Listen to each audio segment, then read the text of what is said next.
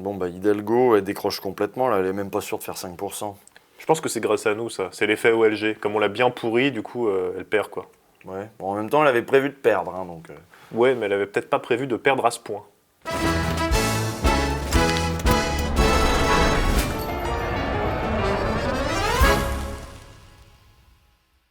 Bon, alors la vieille Le Pen, là... Non, gérontophobie, Usul, qu'est-ce qu'on a dit dessus? On n'a rien dit. C'est vrai. Bon, la vieille Le Pen, là, toute daubée, là, elle est en bout de course, c'est ringard, son truc, maintenant. On n'en parle pas tant que ça de la fille du borgne, mais en vrai on pourrait. D'ailleurs c'est ce qu'on va faire aujourd'hui. Ça fait 5 ans qu'on nous la promet au second tour avec Macron, et puis c'est la dégringolade, sondage après sondage. Sa petite entreprise familiale semble bel et bien vouée à la faillite.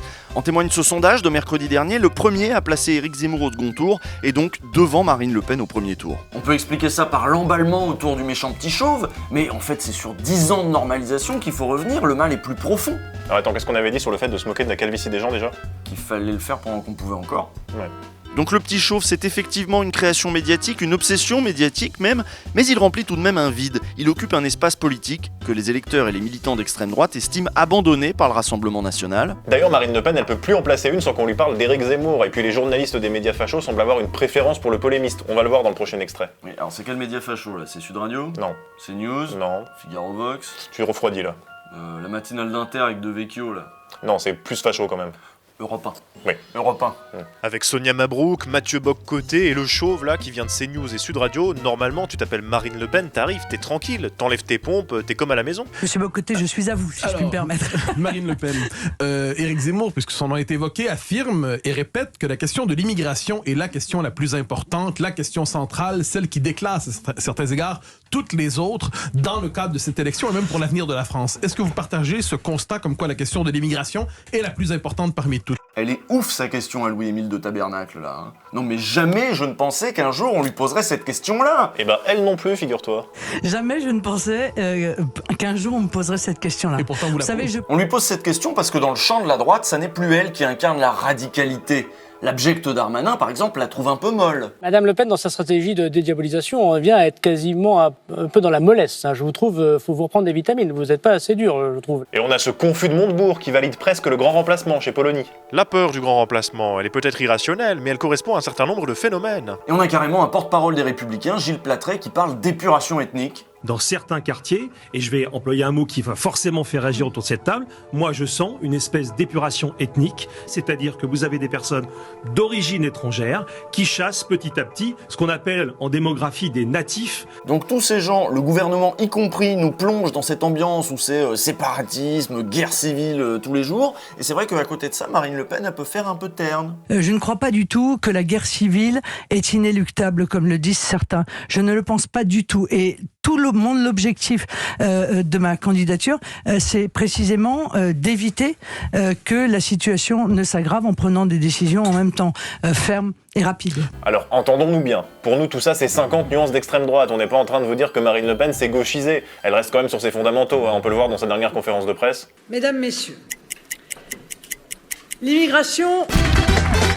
Mais voilà, vu le glissement à l'extrême droite de tout le débat politique, être la fille de Jean-Marie Le Pen et l'héritière d'un parti rempli de néo-nazis et fondé par d'anciens collabos, aujourd'hui ça ne suffit plus, hein, on le constate maintenant, mais cette crise elle est plus ancienne au Rassemblement National. Oui, d'ailleurs, un article du Monde évoque ce désenchantement et les frustrations des militants eux-mêmes. C'est un militant qui parle. Le fossé s'est creusé au fur et à mesure. On nous a interdit d'aller à la manif pour tous, puis de soutenir Génération Identitaire. Marine Le Pen dit que le grand remplacement est complotiste, que l'islam est compatible avec la République, qu'elle ne sortira pas de Schengen ni de la Convention européenne des droits de l'homme. C'est une gauchiste qui a grandi dans un château et hérité de la succursale Le Pen. Ah, les gauchistes et leur château. Donc il y a des reproches qui tiennent à la ligne politique de Marine Le Pen, mais il y a également des reproches qui tiennent à la manière dont elle a conduit les affaires du parti depuis une dizaine d'années. Des cadres historiques ont été éloignés, des transfuges de LR ont été parachutés aux grandes dames des fédérations locales, des membres du clan Le Pen ont été favorisés. Jordan Bardella, par exemple, pourquoi c'est un gamin de 26 ans qui a pris la tête du parti, alors qu'il y avait sûrement une pelletée de vieux fachos qui s'étaient investis pendant des années et qui attendaient leur tour, hein, et bah c'est peut-être parce que c'est le neveu par alliance de la patronne. Eh oui, puis quand ils l'ont vu, ils ont été vexés, ils se sont dit ça va barder là.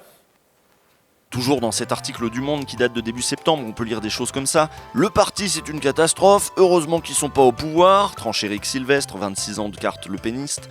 Il ne reste au RN que des bons à rien qui ont besoin de ça pour manger, et je veux pas être méchant. Heureusement qu'il voulait pas être méchant, le chauve, parce qu'il en a gros sur la patate, là. Hein. Ouais, et sur cette patate, ils sont nombreux à en avoir gros au Rassemblement National. Les municipales ont été décevantes, les régionales encore pire, les effectifs militants se sont effondrés. Parce que si ça tenait jusque-là, c'est parce que les sondages étaient bons, que le parti pouvait promettre des postes, que la dédiabolisation c'était le prix à payer pour accéder au pouvoir. Mais là ça va plus marcher du tout. D'autant plus que Marine Le Pen, après ses échecs aux élections intermédiaires, a eu du mal à rebondir. Prenons sa grande rentrée à Fréjus et mettons-nous à la place de ses militants. Celui-là par exemple, tiens, celui avec le t-shirt White Lives Matter. Eh mais c'est un slogan des suprémacistes blancs qui vient des États-Unis ça. Voilà, donc c'est un militant RN normal, avec ses combats, ses convictions, appelons-le Fachito. Au hasard. Bon, lui on peut supposer qu'il est surtout venu écouter des trucs racistes. Et il tombe sur quoi?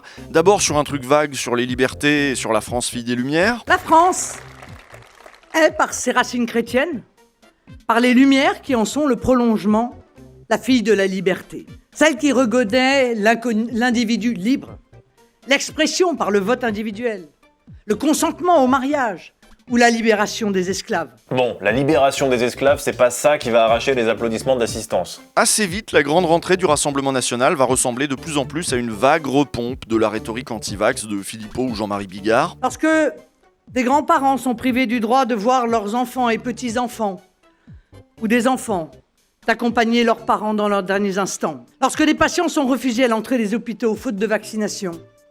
Lorsque des vaccinations sont effectuées sur des ados, malgré l'opposition des parents.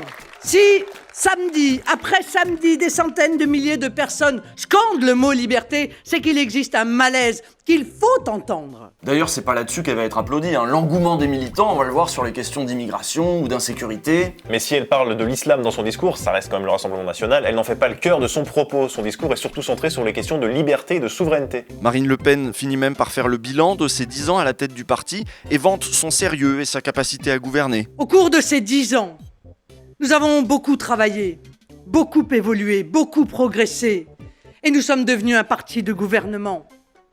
Les Français le constateront et le mesureront à la qualité de nos propositions et à la solidité de mon projet. Parce que ce qu'on lui avait reproché il y a 5 ans, c'était son amateurisme, son manque de sérieux et son manque de crédibilité. Voilà, du coup elle a bossé là-dessus pendant 5 ans. Elle est allée chercher des vieux avec des cravates et des cheveux grisonnants pour écrire des trucs qui font sérieux, voilà. Puis maintenant elle les pose à côté d'elle dans les conférences de presse. Ce que nous vous présentons aujourd'hui est le fruit d'une réflexion solide, d'un travail de plusieurs mois de spécialistes de haut niveau qui m'entourent. Regardez-moi, ce spécialiste de haut niveau qui écrit sérieusement sur sa feuille, ça fait propre.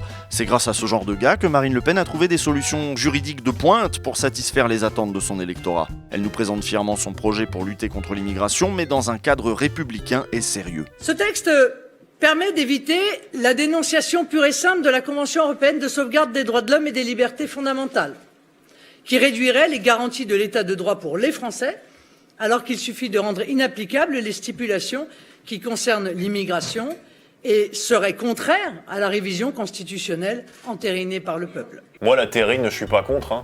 Voilà, donc lui on l'a perdu, donc vous imaginez bien que si on l'a perdu lui, on a perdu Fachito avec son t-shirt raciste depuis un bon bout de temps. Le gars il est reparti dans le Var, dans le Vaucluse, à Nice, là où je sais pas où ils sont ceux-là. Mais bref, je suis pas sûr qu'il ait imprimé toutes les propositions du projet sérieux de Marine Le Pen. Il procède d'une vision aboutie et permet de résoudre l'immense défi migratoire avec sérieux, conformément à l'état de droit et dans des conditions humaines et dignes. Franchement, vous pensez que les électeurs d'extrême droite, ils en ont quelque chose à foutre de l'état de droit, de l'humanité, de la dignité? Donc face à un Zemmour qui lui en a ouvertement rien à foutre de l'état de droit et de toutes ces conneries, il ne lui reste plus que cette solution de repli, le renvoyer à sa radicalité et se présenter elle comme une rassembleuse. Moi, ce que je souhaite faire, c'est un gouvernement d'union nationale. Je l'ai dit et je le redis, je n'ai pas d'adversaire dans le camp de ceux qui croient en la France. Et ça va de Zemmour à Montebourg. Montebourg, dis donc, il est facho-compatible et c'est la chef des fachos qui le dit, c'est pas nous. Ouais, et puis ça illustre bien que tout le champ politique parle comme Marine Le Pen. Du coup, elle est où sa plus-value? La plus-value de Zemmour, elle est claire, c'est l'outrance, la radicalité, une stratégie qui a payé pour Trump, pour les défenseurs du Brexit, pour Bolsonaro. Vouloir contrer ça en jouant le sérieux et la modération quand on est Marine Le Pen, c'est jouer en décalage. Zemmour n'a rien inventé, il s'inspire du vieux Le Pen, d'ailleurs le vieux lui-même le dit, si Zemmour est en tête dans les sondages, il votera pour lui. Et vu la dynamique dont il bénéficie, Zemmour va attirer d'autres profils. Les défections vont se multiplier dans les semaines à venir. Notamment au Rassemblement National, tous ces militants frustrés dont on vous parlait tout à l'heure, et ben là ils ont trouvé enfin leur candidat de repli, ils vont la lâcher un par un. Cette situation n'est pas due qu'à la nullité de la mère Le Pen. Macron, Valls, Wauquiez, Darmanin, tout ce beau monde a contribué à déplacer le centre de gravité politique. Et si Marine Le Pen n'a pas su s'adapter et a en effet été triangulée par le parti au pouvoir notamment, qui lui a tout piqué, elle risque maintenant de s'effondrer, grand remplacée par un profil encore plus extrémiste que le sien. La chute probable de Marine Le Pen, c'est la fin d'une période de confusion. Jouer la normalisation à l'époque de la fascisation des esprits, c'est forcément jouer à contre-temps. Maintenant que les courbes se sont croisées, on peut se demander jusqu'où cette campagne va nous mener. Est-ce que c'est la fin de cet hypocrite barrage républicain qui tenait vaille que vaille? Ou est-ce que la classe politique et médiatique va se ressaisir à temps? Le pire n'est jamais certain. Voilà, on va suivre ça de près, et je vous dis à lundi, dans 2 semaines.